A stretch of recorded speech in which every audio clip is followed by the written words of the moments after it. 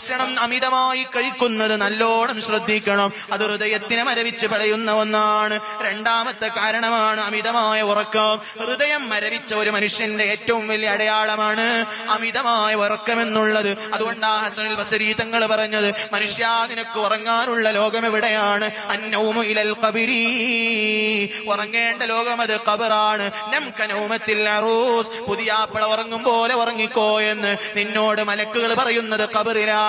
ആ ഖബറിൽ നീ നന്നായി ഉറങ്ങണമെങ്കിൽ, ഖബറിൽ നിനക്ക് നേരം പോക്കിനാള് വേണമെങ്കിൽ, പുതിയാപ്പള ഉറങ്ങും പോലെ നിനക്ക് ഉറങ്ങാൻ കഴിയണമെങ്കിൽ ഈ ലോകത്ത് അധ്വാനിക്കണേ.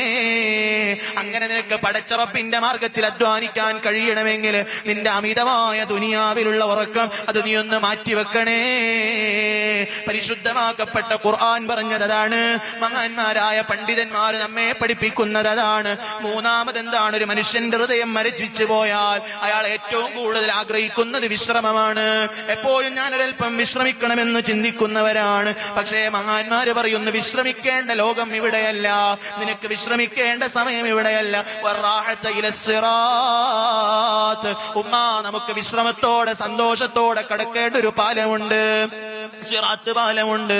ആ പാലത്തിലൂടെ വിട്ടുകിടന്ന് സ്വർഗമെത്തണമെങ്കിൽ ദുനിയാവിന്റെ വിശ്രമ സമയങ്ങൾ മുഴുവനും പടച്ച റബ്ബിലേക്ക് തിരിയുന്നൊരു സ്വഭാവം ഉണ്ടാകണം.